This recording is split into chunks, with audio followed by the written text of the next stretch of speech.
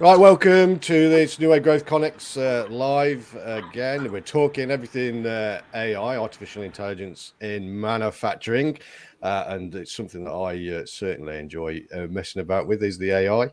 So I'm looking forward to this one. And Alex, Katrina, and Chris are going to walk us through some stuff they've been dealing with, and we will ask questions. Anybody who wants to ask questions, please do, just by putting it in the comments, and we and Sam will do our best to get them. Out in the open into the forum and answered. Sam. Thank you very much. We've just lost Chris. So I'm sure he'll reappear in a minute. We've lost Chris and gained Tristan. It's changed. It's been for a facelift. It went badly wrong. Brilliant. Tristan doesn't know what's going on, but basically we did have someone else on the call and he's dropped out and you've appeared in his place. So there we go. Right. Good morning, everyone. So welcome, as Adam said, to our ConeX New Way Growth LinkedIn Live. Topic this week is AI. We've chosen this topic. It was an interesting coincidence that we hosted didn't we, Adam, a manufacturing hour. It was a good 6 or so weeks ago. 6 or so weeks ago, we hosted a manufacturing hour talking all around AI, and it just so happened that Alex had sent me an email to connect literally the day before. So we had this really great manufacturing hour discussion and thought, why not set up a LinkedIn Live and talk about this in more detail? And that is also why Tristan's involved, as he was part of that LinkedIn Live, manufacturing hour, and he's used various AI tools in the past. So I thought it'd be useful to bring him on board. So we host these ConeX live sessions once a month with a different kind of guest speaker to talk around a different topic to hopefully introduce it to you if you haven't heard of these sorts of things before, and just give a bit of a wider knowledge of what's going on specifically in the manufacturing sector. So as Adam said, please do feel free to drop any comments in the LinkedIn chat and we can ask the team as we go through. But I'm going to very simply hand over to Alex and he can introduce everyone in his team and we'll get the conversation going. So over to you, Alex. Thanks, Sam. So hi, everyone. My name is Alex. I'm the CEO of Edelan. I'm joined with Katerina and Chris, and we provide innovative AI solutions to businesses and organizations to help on improve efficiencies, reduce cost, make better decisions based on data. We have a combined background of mechanical, electronics, and computer science, and we all specialize with a PhD in artificial intelligence. Like Adam and Sam mentioned, if anyone's got a question throughout this session, please feel free to post it in the chat box. Or if you prefer to reach out by email, then it's at info@edelan.co.uk. We can post this in the comment section afterwards. So if anyone wants to carry on the discussion, then please feel free to do so. And just to begin with, and just to set the scene, I would just like to give a little bit of introduction. So AI, or artificial intelligence, is a rapidly evolving field that has the potential to transform the way we live and work. At its core, AI is simply just using machine learning algorithms to enable systems to perform a particular task or a set of tasks that typically require human intelligence. For example, recognizing patterns and making decisions based on data. It can analyze vast amounts of data and automate a lot of these processes. Companies are always looking for ways to improve, especially in a highly competitive manufacturing industry. AI can help with this by optimizing production processes, reducing maintenance costs and downtime, improving product quality, optimize supply chains, and as well as innovation. So by adopting AI technologies, companies can stay ahead of the curve and create new opportunities for better growth and success. I'll pass on to Chris, who will provide a case study on sausages. Hiya, thanks, Alex.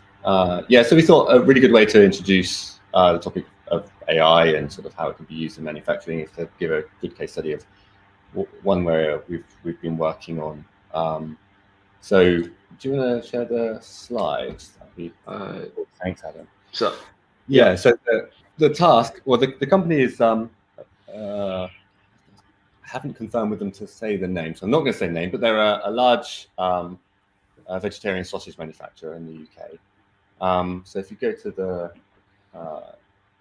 side, yeah. So essentially, here's the problem. So in their fermentation process, which lasts around about 50 days, give or take, at a certain point, there's these things that happen. There's this biofilm that starts to emerge, which they don't want. And a certain percentage of biofilm is okay. So if they get sort of 5% of their product with biofilm, that doesn't hurt too much. But as they start to get on to sort of 10, 15%, that becomes a real problem.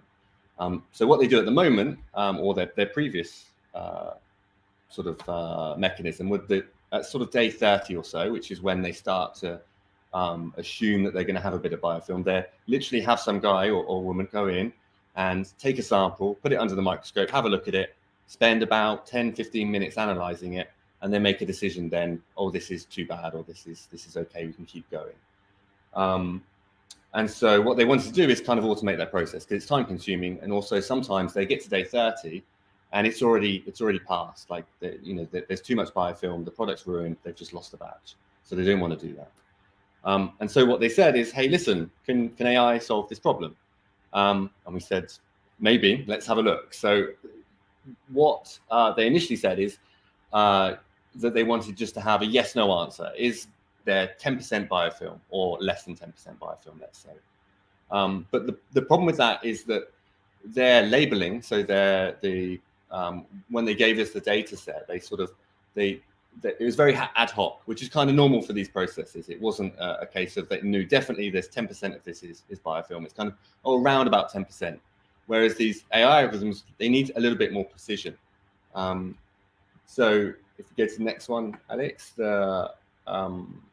this is what we did instead. Is we said, okay, we don't want just the percentage. What we want you to do is circle round where the actual biofilm is. And what we're going to do is we're going to say, hey, AI, can you predict exactly, go backwards and forward like that? You can see, can you predict where the biofilm is? And then given where the biofilm is, then we can then get percentages and we can do all the other stuff that you like. So that's the kind of core task. So if you go to the next one, Alex. So there's some really, really hard problems with this particular scenario, which is common for a lot of the manufacturers that we've worked with. And the first is the big one, which is very few data points. So typically with AI algorithms, depending on the dimensionality of the data, which is essentially like how big is the resolution of the thing you're passing on, how many features or how many inputs are going into the model, depending on how big that is, the bigger that is, the more data points really you would like. So typically you'd want in the range of 10,000, 100,000. When you look at the news, when they're using GPT, for example, they're in the remit of trillions or hundreds of billions of data points. So the fact that we only had 200 data points, this is a real problem. This is something that is difficult to overcome, but it can be overcome as we sort of go on to, depending on the problem. The other is incorrect labels. So if you want to use an AI algorithm, it's really nice if you can get a good labeling procedure that you know is very, very close to accurate, because the further you diverge from this, the more difficult that is to overcome. The third is these large resolution images. So when they were doing, when they gave us the data, these images are 10,000 by 10,000 pixels, which is huge. And so this data dimensionality thing that I was talking about before, the smaller the resolution, the easier it is to identify things of interest. But if you kind of just reduce the resolution naively, you might be missing some of the things that you really care about. So there's this that you have to balance up against as well. And obviously this is because of compute, as well as the algorithms themselves. You're just going to run out of compute. These sort of deep learning models, which are the things, the modeling, the algorithms that we use in AI, or the ones that are sort of state of the art at the moment, they're large in and of themselves. And the bigger the inputs are, the bigger those models are, and then the more compute you need. And so that energy intensity, and also it requires more data. So this is, again, another one of the big problems that we find, in moving ideas to products.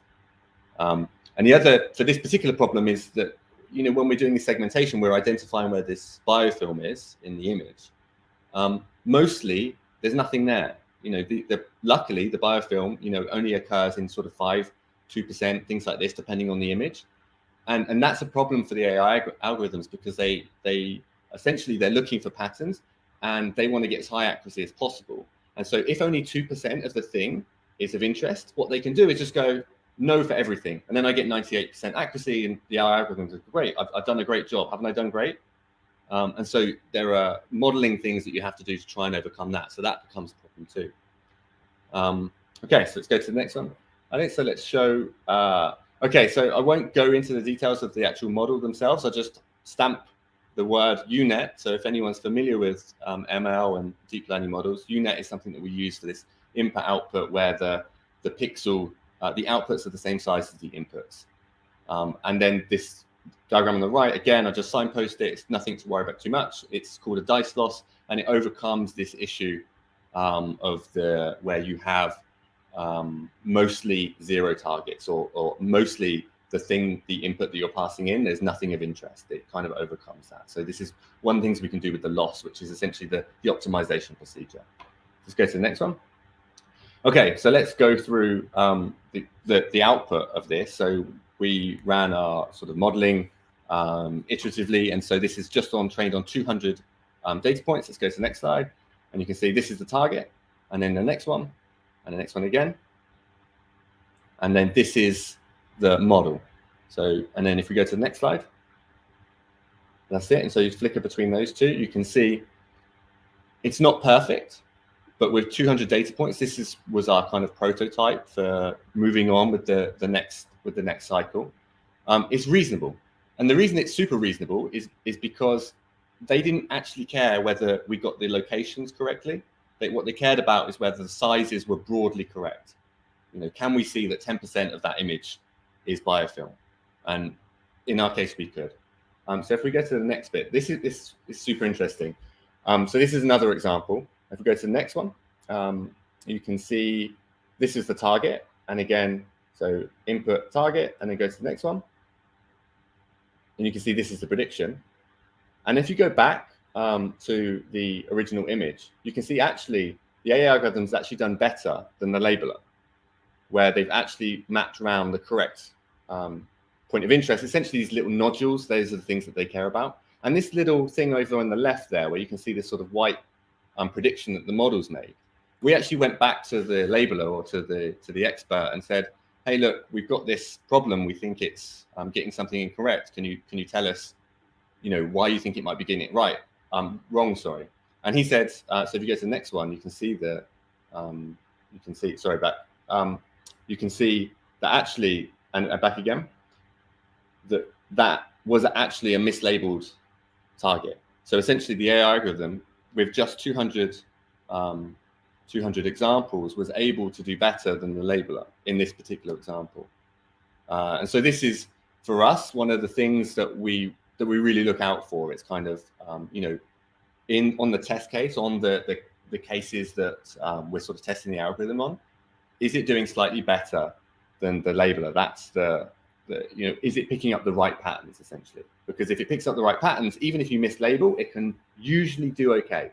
And there's some hand waving there, because it doesn't in all cases. There's going to be some issues. But this was a good kind of starting point to then say, okay, this works. Now let's really take some time for the labeling procedure, and let's get this right and turn those 200 labels into 1,000 labels. And then you really do see large differences. And now this model is being productionized. So this is actually being put to use and cutting down those sort of hours or man hours of checking things. So if you go a bit far to the right, so just as to go back over those things that were problems and how you can kind of overcome them. So with the very few data points, there's this new technique, or this technique that can be used, which is unsupervised pre-training. So essentially, although they only had 200 labeled examples, What you can do is if you have loads of data, but you can't label it because it's really laborious to actually do the labeling, what we can do is do pre-training on a different task. So this different task was, hey, machine learning model, I'm going to give you an input, and I want you to reproduce that input if I add some noise to it. And so what that does is it teaches the model to learn patterns about the data. And so once it's learned patterns about the data, you can then say, okay, well, here's the new task. New task is actually doing the problem that we care about, which is this labeling of the biofilm. It's already kind of primed. It's already got good features. So this is a really good way of leveraging data that you otherwise can't label or that's too laborious to label. And this saw a massive improvement. So if we just had just those 200 labeled examples, it would fail miserably. But because we had the 200 labeled examples plus, I think it was like 50,000 examples with no labeling, then we were able to kind of learn features and really take this problem forward. So the incorrect labels, that pardon me, is always going to be a big problem. But the thing that is super valuable, at least from an AI modeler, is to have direct communication with the labeler or a domain knowledge expert. So that if we're looking at something and the model is kind of doing something funny or is doing something that is not exactly what you would expect, if we have that communication and we can kind of look out for, like, you know, what is it that we're looking for? And maybe we can sort of add or remove some labels to kind of improve the data on an ad hoc basis. That makes a huge difference for this.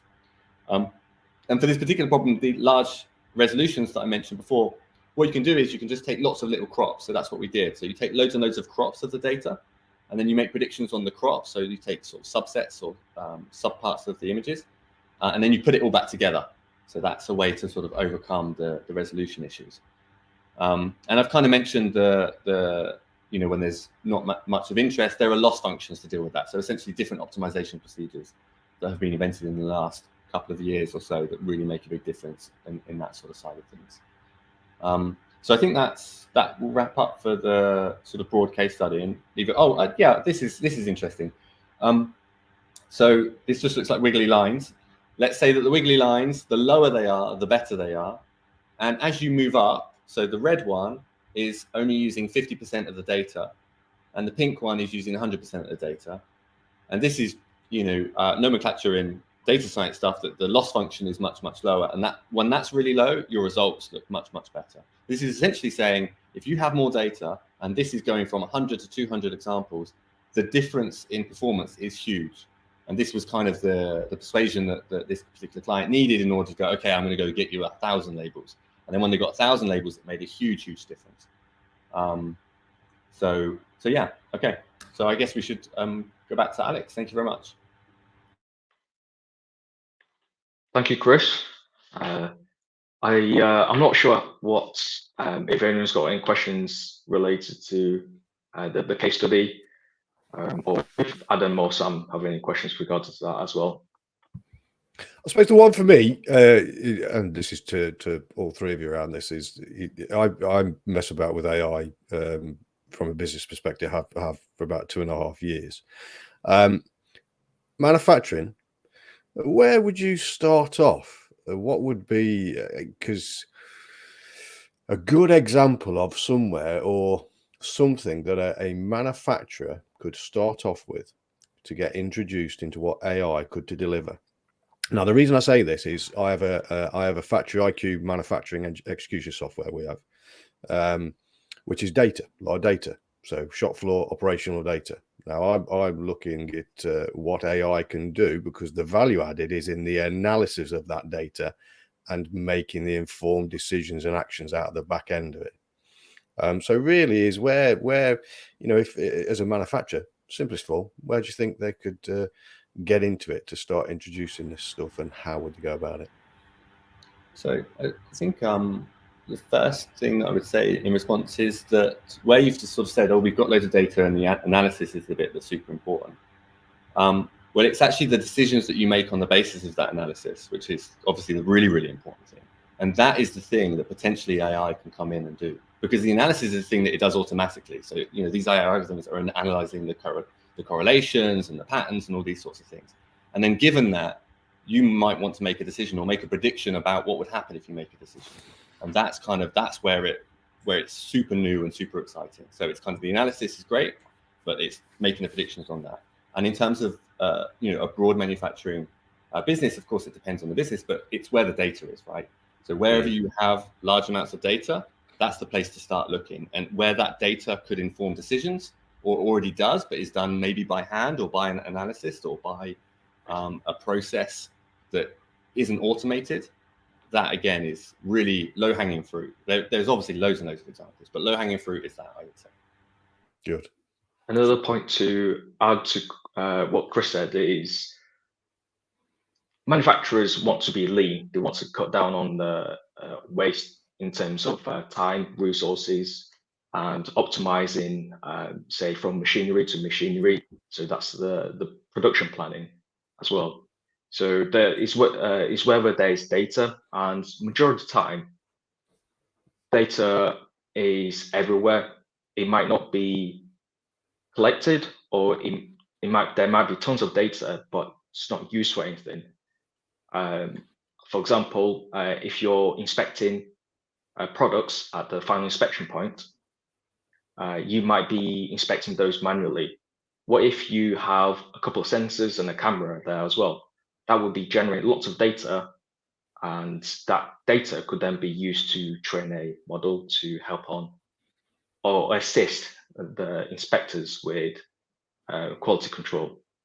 And you can also apply this to supply chain, as well as equipment, and predicting when the machines need to go down for maintenance to make sure everything that you produce is top quality, and to minimize defects and waste at the end of the day.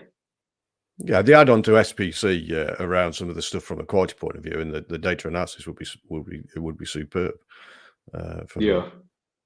Yeah, it's SPC is something that I did in the past as well, and it was a very manual and somewhat labor-intensive task.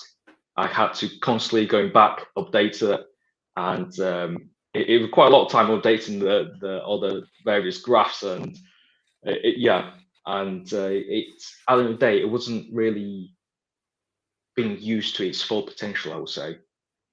You were monitoring between the lower bound and the higher bound, but at the end of the day, that's all it did, for more of a visual task. But if you say you couple that with a machine learning algorithm, you will be able to make the most out of that data.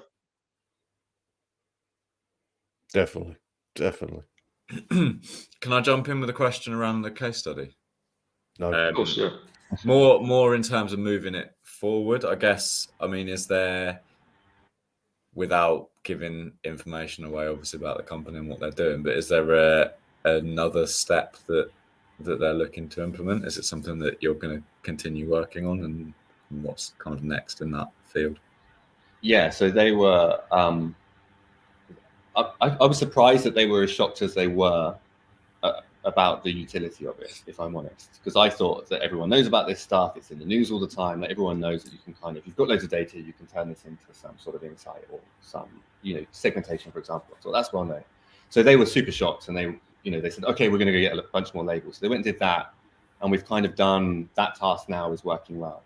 And the thing that they want to do next, which is the thing that we're looking at, that's much more difficult, is to predict then into the future. So essentially, I take a set of images from time step 3, 4, and 5, and now I want to know, when should I get the next time step, or when is the biofilm going to be too much? Is it going to be at time step 10 or time step 20?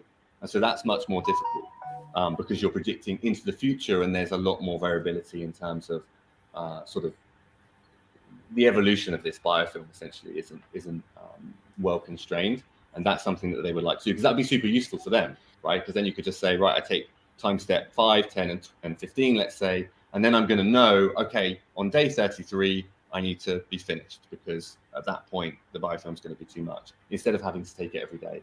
So that's kind of their first, that's where they want to go with it. But they're also looking at we've also got this other bit of data. Do you want to chuck that in there as well? They do like proteomic stuff. So yeah. Essentially, now it's looking at how do you predict that into the future to make that much more valuable than just time step by time step.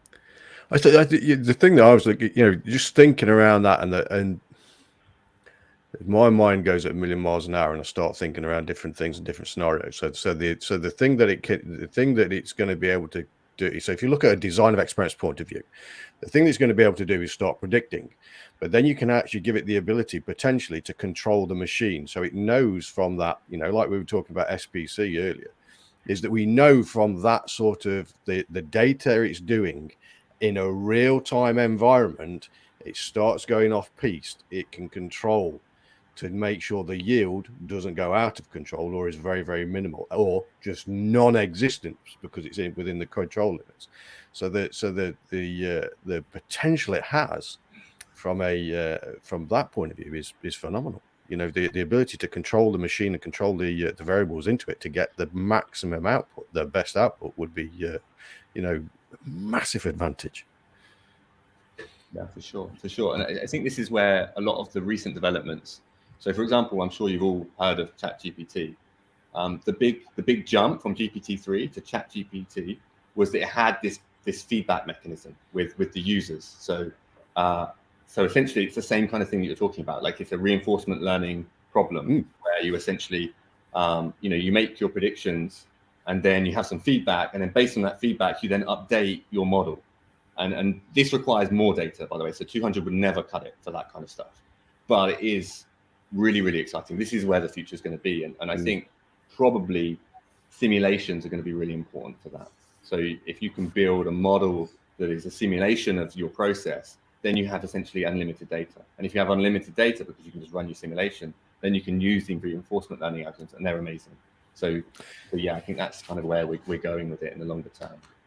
So just Sam, I don't know whether you or Tristan's got any question, but I was going to drop in here because we've Charles Whittaker in the comments has put in that, and I've just seen it. I don't know whether you've had a chance to look or sneak off and have a look whilst we've been talking. That Elon Musk and Wozniak are asking for all AI development beyond ChatGPT-4 to be halted. What are your thoughts around that? It's rather ridiculous to me, but because these things are extremely brittle, I think there's real concerns. The real concerns are what you're using these things for in the public domain, in terms of how aware people are that these things that they're interacting with are not real people, because you can cause you can send out loads of Twitter bots, and suddenly these bots are able to persuade other people of mad things, which can happen, right? If you look back in the last 10 years, I think we can all see that populism and sort of these kind of tools can cause problems. But I think from the perspective of AI, general AI, suddenly outsmarting humans, it's ridiculous, because all these things are doing, particularly in language models, they're just auto-aggressive. All they're doing is they take a sentence, and then based on all the history of human language, they then make a prediction for the next word. They have no understanding of the word after that. They have no understanding of logic or anything like this. It's just pure statistical, and it's amazing what they can do. But it's a toaster. It's not gonna destroy the world or anything like this, which I think is absurd. But yeah, that's my view. What's your view, Adam?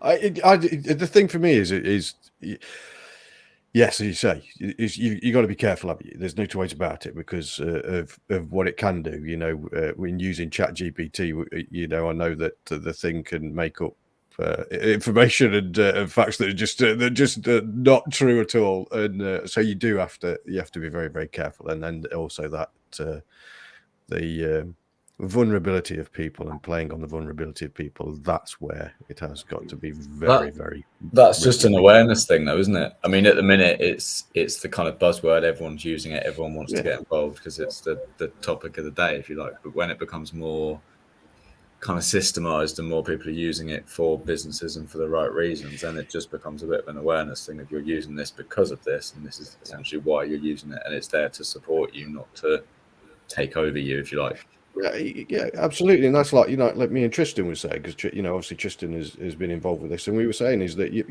you've got to know how to use it, you've got to know how to word it, you've got to know how to. So it takes some time and effort to get into it and deal with it. It's not just pick it up, use it. You can, but you'll get a very, very limited and very, very basic output from it, in my opinion. From that, you've really got to know how I don't know whether Tristan's got any questions or anything like that, because he's I put him on the spot there. No, I had a couple of questions, but if excuse me, I've got engineers running around on the back of me for not being able to join all the time. One was, do you sense that this ChatGPT and all the big sort of consumer-facing tech companies have been running around talking about it and putting it in the news? Does that hopefully that projects that people can learn about this stuff and understand it in their everyday?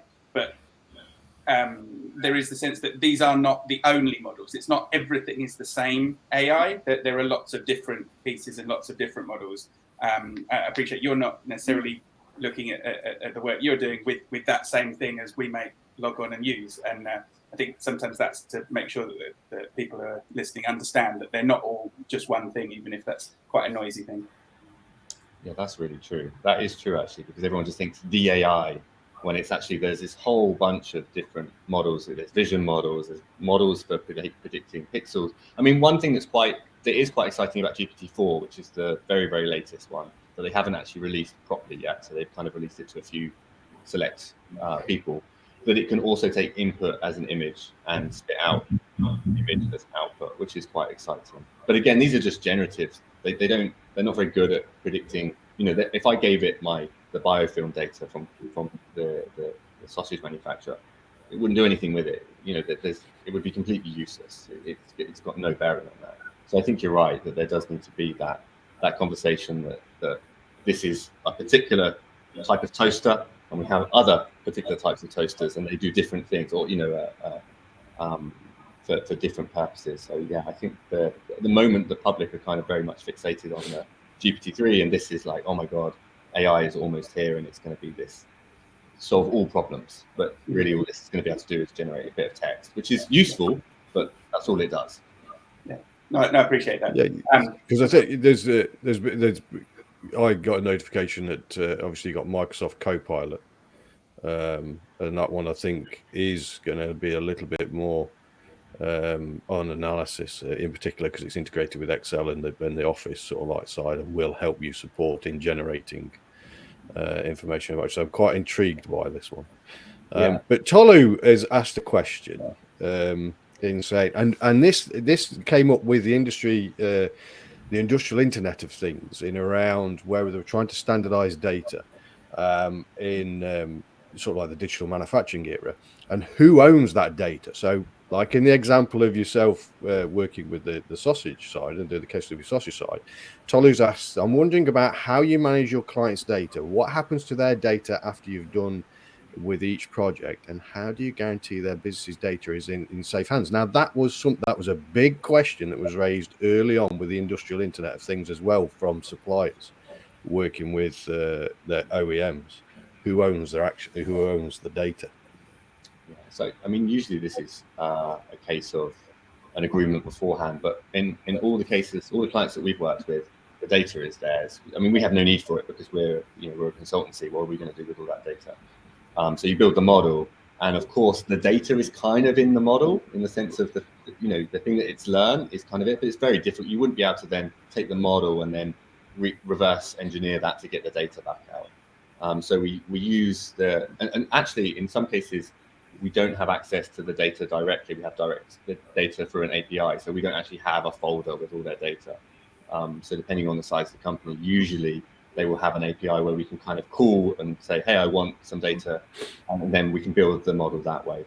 Or even we can build the model on their compute, which is again another way that you kind of, then it's completely abstracted away, and all we're doing is bringing the modeling expertise at that point. So I think it depends on the conversation and kind of where you are and how important the data is to the business. But particularly for consultancies, I don't really see why we would need to keep the data ourselves in building the model. But I think there are some. For example, for example, the machines generate a lot of data, and it's just a bunch of numbers that to us, it's not very useful. Someone's going to look at that and have no idea what all those numbers are for or what it's doing.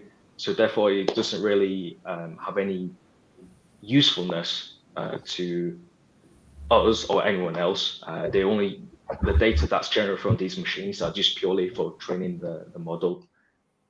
So yes, like Chris said, the data still belongs to the client, but there's nothing useful for us anyway from having it. No, that makes sense. Obviously, like Tolu's done there, if anyone else wants to drop any questions that's listening along, please feel free to do so. Can we go on, Adam? Did you have a follow-up? No, I was just going to say, because I noticed that Katerina took herself off mute, so I didn't know whether Katerina wanted to say something. I wasn't sure. That was all. So I was just giving her an opportunity. On this particular theme of the data, well, anyway, the data are protected by the regulations that apply also in this case. So I would say that we are struggling on the side of the regulations with AI. UK is planning on having in place some regulations that would protect the most risky environments, such as CV screening or I don't know, profiling as in China is currently done on people based on AI techniques. So we have to keep up with that. EU is the only one that currently has a regulation in place. But there is still, for instance, in case of the data, applies the same regulation from 2018. So I would say that the data, at least the data, are safe. Then all the decisions, I think, is the critical part at the moment, on which we still lack. We are in the process of getting it, but we still lack of a clear AI act in the country. Although there are really good plans for regulation soon. So this is what we would really need at the moment to focus on. And yeah, I agree. It needs something. It does need something. It's obviously something that's rapidly evolving as well, so it's going to have to constantly keep being updated and changed and looked upon. Swinging it back towards kind of manufacturing, where do you see the kind of major opportunities within, say, I don't know, just say UK manufacturing, supply chain, a general kind of workshop systems, 20, 30 employees, 40, 50 CNC machines running, for example? Where do you potentially see the benefits of companies like that implementing AI? So just to give a little bit of stats on that. So according to the McKinsey Global Institute Analysis Survey, they said that there's a 25% year-on-year increase in the use of AI in business processes, and 63% of them responded that there's an increase in revenue from this AI adoption. So a lot of companies are seeing a lot of benefits and opportunities from implementing these in manufacturing. And the way it can be implemented is something I briefly touched on earlier, is that on the shop floor, for example, you have all these machines running, and majority of the time it's are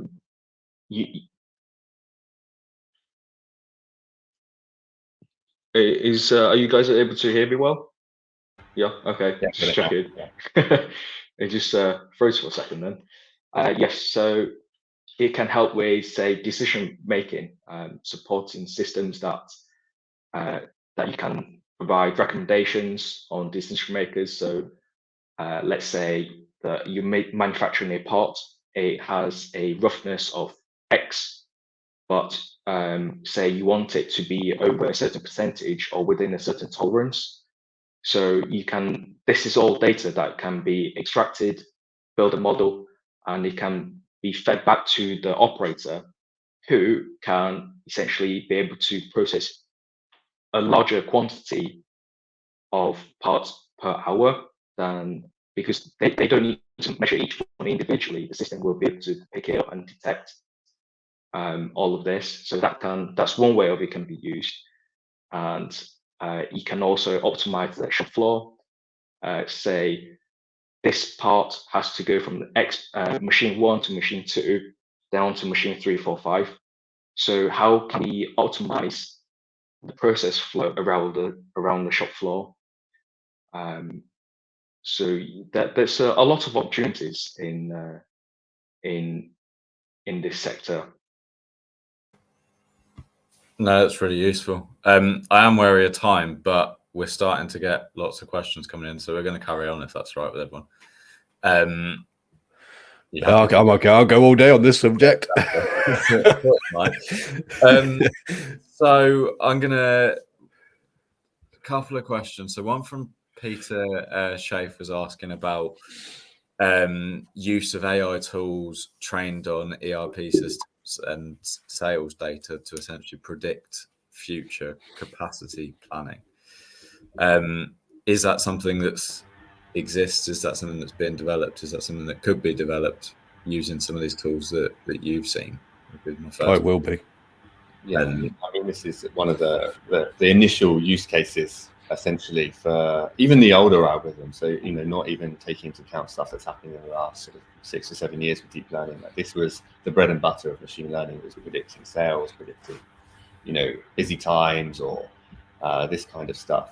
But I would give the caveat that because I've worked on quite a few of these models, some of the things that we get with some clients that important to take note before you kind of go down that process is that their anomalies cause massive problems. So, for example, I was working with a client during and lockdown happened, you know, so the pandemic started to happen, and they wanted to predict the sales that were going to continue, or it wasn't the sales actually, it was the impressions for the Google website, which is along the kind of same lines. They wanted to predict the sales that were going to happen based on the data before the pandemic. And so, of course, you know, when you have big shocks to the system, these algorithms, they usually fall apart. So you do have to be wary of that. So if you have a massive shock that's like a pandemic or a global crash, these things will fall apart. So, or at least at the moment, because they're pretty brittle and they can't, you know, they only go off the data that you've trained them on. So I think, yes, definitely for your normal annual cycle, these things are great. But if you have some anomalies or you're making some huge changes, you know, you have to be cautious in the predictions that you're going to get. I think that it's important to have that kind of caveat when going forward with these kind of systems. But in general, they are very, very good for you know, broad predictions, you know, with some bounds on errors depending on the type of thing that you're working on. But yeah, definitely. And I guess that will be basic, because if I was to look at that, that's an exception to the norm. Although it became sort of like a norm for a few, but it's an exception in the grand scheme of things. It's an exception to the norm, and that's not what we want to take into account. Really, we really want to sort of like ignore that. And I suppose we can set that up in the boundaries of what we're looking at within the AI side as well. But it's absolutely, because you wouldn't want, it's those exceptions you just wouldn't want to skew the decision making and the answer, the analysis and stuff. Yeah. No. I was just there's a question. I don't know whether you were going to ask that, Sam, but there's one. I'll let you ask Andy's question, and I'm going to take Steve's question as well.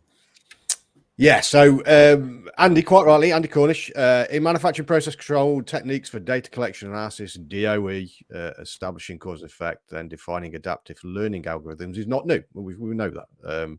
But what distinguishes AI from what has gone before? That's the question. Is it just greater processing power? That's what he's asked. It's a large proportion is the greater processing power, but it's more so actually it's the algorithms themselves mixed with this.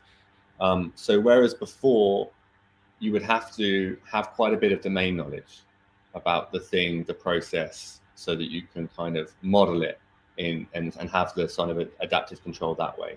But because these things are essentially, they're looking at correlations that are so weak, or that they seem so weak to a human, but they're able to kind of build layers of those really weak signals and turn those into very, very strong signals. That's kind of what's new about this. It's they're modeling things that we didn't know how to model. We can't model by hand because it's too complex, because they have so many parameters, for example, that the order of functions is so large that you couldn't possibly write out a function that would do the thing that it's doing in the exact way, because it's too complex. And it learns that in an automated way. That's the crazy thing. That's the amazing thing, is it's just done data in, data out, and it somehow, you know, is able to find these really, really small correlations and build on them. I think that's what's new about it. And we need the compute to do that, of course. So it's those two things together, the algorithm plus the compute plus the data availability as well. One point to add to that is when Chris was presenting the sausage case study, he mentioned that the AI actually picked up something that they initially didn't notice. So it was able to detect more than what's required, or something that humans may miss. The AI will be able to pick it up. So it has a much better or smaller error rate compared to a human inspector. Hopefully, yeah. In that case, it was something like that. That's good. Yeah, no, I think that definitely answers that. Again, it's one of these things it's not at all new to the market, but it's new to, I think, the general population. And I think that's, where we'll start to see new things pop out here and there as new people get hold of it, new people start to develop ideas and really start to use it see some more of its potential. Going back to the kind of data that you talked about, kind of links nicely into Steve's question, basically asking what the data is required to be input into AI. So does the AI take data direct from, say, the inspection process directly, or does it need to be converted into some special format which is then picked up by the AI and processed? Does it take like raw data from a result, or does it need to be processed by someone or something first? So I think that it's very dependent on the problem itself. So for example, going back to the sausage case study or the vegetarian sausage case study, that was just the raw data. So there's some processing that we do, which is essentially to get more data. We can do things like rotate it round and do some sort of changes to the data to give us more examples.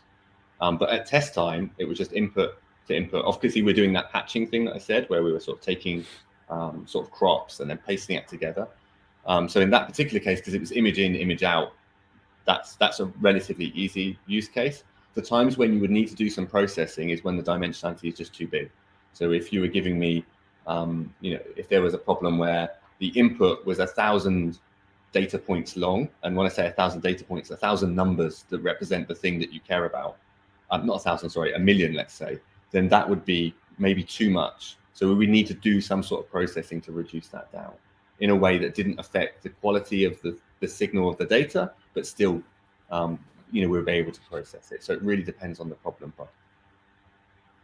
That leads quite good into the question from Andy Cornish. It's just popped up, and that is: a stop clock is correct twice a day. How does AI guard itself against false correlations?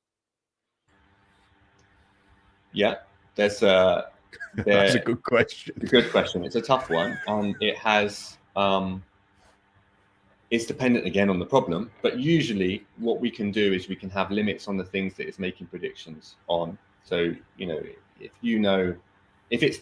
you're predicting the percentage of biofilm, for example, and it would start to give minus numbers because something weird has happened, something has gone wrong. And so that's part of the modeling process, is to determine, right, what are the bounds of the thing that you're expecting for each of the inputs and also the output. And then you can kind of build that into the model itself so that you don't have these kind of spurious things.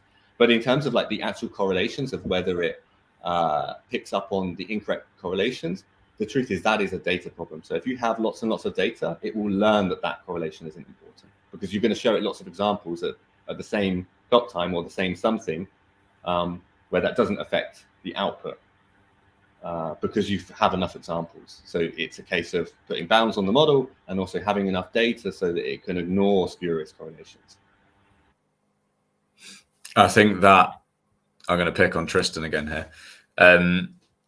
As I seem to recall, you mentioned something along these lines in Manufacturing Hour, and actually using it almost as a business partner, if you like. So you've been writing some content, but asking the AI some questions to support that content, and it's kind of building on that. So you're working alongside the AI system. It's not that it's just completely taken over your day to day and it's just running by itself. It's something that you're still jumping in and monitoring and that sort of thing. I don't know if you want to expand on that better than I just have, but I know that's something that you explained that you would do before. I mean, I think it's possibly as the conversation and the in practice has moved on with robots, that they can work in together with engineers or staff on a cell, and handle parts of the work that they suit, and you're handling parts of the work you suit. I mean, someone we've worked with, they were working in the healthcare field, and their piece, maybe going back to a little bit what Chris was saying, was it could look at, they were doing cancer scanning. Now it's very time consuming, and it's very hard to get access to people scanning the slides for cancer scans, but you have to have a very highly trained person look at them and give the diagnosis of yes, there is an issue. But the process that they were going through, and obviously it's got to go through a whole load of accreditation and things, was the AI can be trained to scan those at hundreds a day, compared to individual people on site scanning 8 or something a day. But it doesn't give the diagnosis, it just highlights the ones that then the medical staff need to then check. So the screening process was improved based on, and much as we've said, as someone maintaining or monitoring quality control, that they can only be awake and focused and conscious at 100% for so much of the day. And if you can boost that by the fact that you've got the eyes going for you, and that you can just dig in and spend that extra time on that 10% or that 5% that need looking at, you're just going to raise those quality levels. Yeah, one thing I'd like to add is humans get tired over time. Let's say we look at something, so many documents throughout the day, our focus might not be at 100%, like you said, and over time, the error rate for the person inspecting or looking at those scans will, their focus might divert, or they might lose and might not be as focused. So that there might be chances where this scan shows that there might be some issues, but they might not notice it, and they just might pass it straight away. So it does allow for another safety net, essentially, to be implemented, and that way anything that looks out of the ordinary, then it will be highlighted, and the person can give it a more thorough look to confirm. Yeah, one final addition to that is going back to the vegetarian sausage manufacturing problem, is that the way that they're using it in their process at the moment is that, or the way that they're planning on doing that, is when we make the prediction for the day 20, for example, is going to be, it's too, it's the quality is not good enough at day 20, there's too much biofilm. What they plan on doing is then checking it on day 19, so that it's kind of, yes, you've got this AI algorithm that's going to be able to make predictions into the future, but we do still have that kind of human in the loop. I think that's kind of important for a lot of these systems, to still have some sort of process that has the human in the loop. It's going to save loads of time. It's going to be able to probably be better than the human if they're doing it bit by bit, like Tristan and Alex were saying. But it's still kind of important to have the guardrails, I think, for these things. It's a useful mechanism to put inside the process there as well, I think, and I think that works well with the clients that we have as well. Yeah, I think that analogy kind of sums it up perfectly. It's essentially a great partner to what we're doing, and it is going to improve efficiency, something that can be turned on 100% of the time, and you don't lose that kind of concentration or tiredness, or human error doesn't creep into it, essentially. And I think that's definitely where the clear benefits are. Yeah, just one thing. What you, Chris, were saying, I'm going to ask you a question. I was wondering, you're discussing with this sausage company, and I was wondering, did you have to provide them strong training to the people that are there in order for them to be able to use the AI? So would you say that a business a business has to completely to go through a very complicated training for the people who are then going to use it, or it's friendly in the usage. In that particular case, it wasn't so much about training them how to use it. It was essentially persuading them that it was safe to use. I think is because they've been doing quality control for the last however many years that they've been in this very particular way, and so they really had to be convinced of the benefit of it. I think that's where a large part of the sort of resistance or the sort of slowdown in the uptake of AI comes from, is that kind of, oh no, we know this works, so we don't know if this one is definitely going to work, and you're saying it doesn't work 100% of the time, so we can't trust it at all, kind of thing. So it was about like that backwards and forwards of kind of showing them, okay, this is what's going to happen if it's not 100% sure, for example, and this is what that looks like, and here's 100 examples of it doing well. So I think it was more about sort of that conversation about about where the guardrails are and why that they exist, and we're not putting them in because it doesn't work. We're putting them in because there is going to be these crazy cases, and we need to make sure that those crazy cases, just like those crazy cases, if we have you working for a 16-hour shift, you're going to start making mistakes. It's that kind of conversation, I think. And so this applies to answer Katerina's question as well. If we want to make it, if the client would like it to be user friendly, that's what the client will get. We can always design user interfaces around it to make it easier for the end user to operate. So if you could design a nice, pretty graphical user interface. If it's red, it means that something is about to go horribly wrong. If it's green, then it's perfect. Carry on. The system performing as expected. So this is something that we can always implement as well. Yeah. So it wouldn't represent a massive disruption for a company to include it in some of the processes. That is, I think, something that sometimes might confuse companies that would like to start using these kind of tools. I think that actually links quite nicely to what we were talking about yesterday, Adam, doesn't it? In terms of on our manufacturing hour yesterday, we were talking about patents and IP and the worry around them and that kind of people trying to essentially do it themselves when it's not their level of expertise. It's thinking about what could be, where AI could be used within your business, noting down a few potential ideas based on your own personal research, your own ideas, note them down, just have a think, and then just go speak to some experts. There's plenty of people out here that know AI, they know what's coming, they know how it works. Send them your ideas and see if it makes sense. And I think that, links, as I say, quite nicely to what we were discussing yesterday as well. Because, you guys are experts for a reason. We may as well ask you these sorts of questions because that's what it's all about, isn't it? Learning and supporting each other. And another good thing is Innovate UK or UKRI, they have a lot of grants for SMEs all the way up to real big companies that you can collaborate with, say, an AI developer to implement or even build a prototype around your process improvement idea. And that grant essentially is money that can help with building this perfect prototype to improve a particular process or to save on the cost. Interesting you should say that. That leads quite nice as I'm going to start to wrap this up now.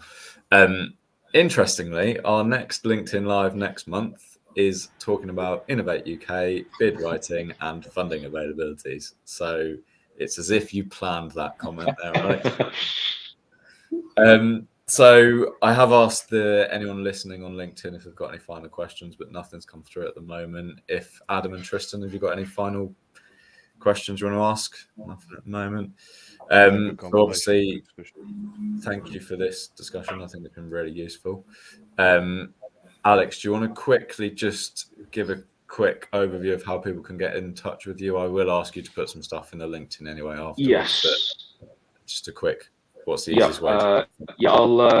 Best way to contact is email us at info@edland.co.uk. That's probably the easiest way. It comes straight to our phones, so we'll receive the email straight away. Maybe not during night time, but during working hours, we'll be able to reply as soon as possible. You can also use the contact form on the website, or even reach out to us on LinkedIn as well. Happy to answer any questions, or if anyone's interested in collaborating and applying for a grant, which you will find out more from Sam during the next session. And then, please get in touch, and we're happy to help. Brilliant. Thank you very much. So talking of next sessions, as I say, next month we've got a funding and finance bid writing conversation. We've got manufacturing hour every couple of weeks. I'll let Adam talk a bit more about that in a second.